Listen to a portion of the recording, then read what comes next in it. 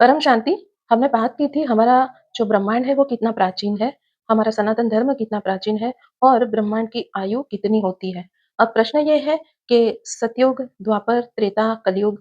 अब ये जो कलयुग अभी चल रहा है, तो कलयुग 4,28,000 वर्ष का होता है।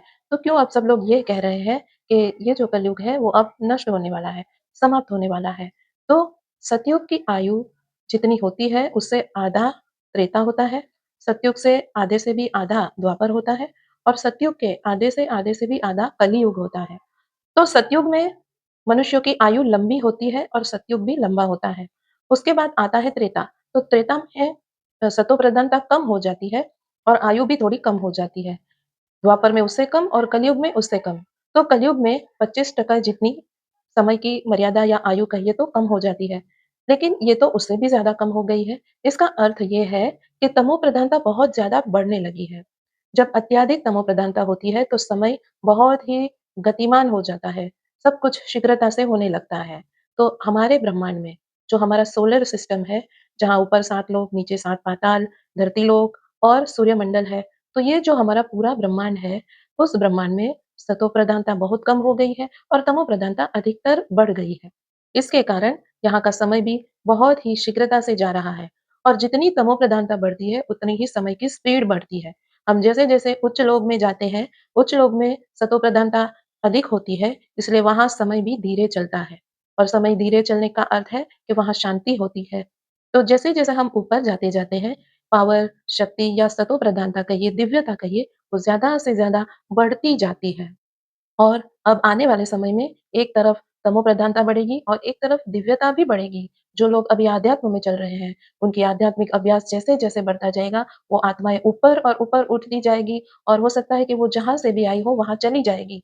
इसका अर्थ ये है कि इस ब्रह्मांड से भी बाहर कहीं गैलेक्सी से या कोई यूनिवर्स से अगर वो आत्मा इस ब्रह्मांड में किसी कारणवश आई थी और मनुष्य अवतार में फँस गई है, तो अब समय आ गया है कि वो आत्मा भी अपना आध्यात्मिक उत्थान करके अपने क्रिएटर या अपने सोर्स के साथ जुड़ जाए और तपस्या करके, वो साधना करके अपने सोर्स के पास चली जाए। इसे ही कहते हैं घर जाना। अब घर जाना है, journey to back to home. ये यात्रा अब शुरू हो गई है। तो आने वाले समय में एक तरफ बहुत ज़्यादा लोग तमो प्रधानता में पीड़ा पा रहे होंगे और दूसरी तरफ ऐसी आत्माएँ जो आध्यात्मिकता में आ गई है, उनका कल्याण होता जाएगा, उनकी अवस्था बनती जाएगी और वो आगे की यात्रा में बहुत आगे निकल जाएँगे। तो मेरे जो गुरुजी हैं बापूजी दशरथ भाई पटेल, जिन्होंने पूरा बेहद का परम ज्ञान दिया है, वो यही कहते हैं कि आत्मा को चाहिए शांति, क्योंकि शांति ही आत्मा का मूल स्वभाव है।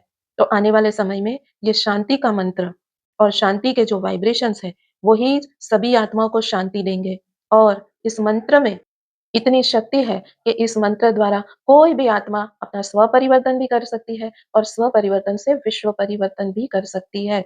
जब-जब हम परम शांति मंत्र बोलते रहते हैं, ये बेहद के ब्रह्मांड का, बेहद के बापूजी का जो अविनाशी परब्रह्म परमेश्वर है, अविनाशी परब्रह्म सर्वशक्तिमान है, उनका ये बीज मंत्र है और गीता में भगवान श्री कृष्ण ने भी ये मंत्र अर्जुन को दिया है, किंतु हमें गीता पूर्ण रूप से हमारे सामने प्रस्तुत नहीं है, इसलिए हमें गीता का पूर्ण ज्ञान भी नहीं है। किंतु बापूजी ने अपनी दिव्य दृष्टि से ये सब कुछ देखा है और जाना है और उन्होंने कहा है कि बेहद की परम शांति मंत्र जब हम बोलते हैं और बार-बार बोलते रहते हैं, तो हमारी ऑरा में वो परम शांति के वाइब्रेशंस आने लगते हैं। परम शांति के वाइब्रेशंस और कुछ नहीं, परम प्रकाश है, क्योंकि आत्मा भी परम प्रकाश से बनी हुई है और परम प्रकाश ही हमारे अंदर जाता है, तो हमारे अंदर परम प्रकाश बढ़ता है और परम प्रकाश के बढ़ने से हमारे सारे विकर्म विनाश होने लगते हैं।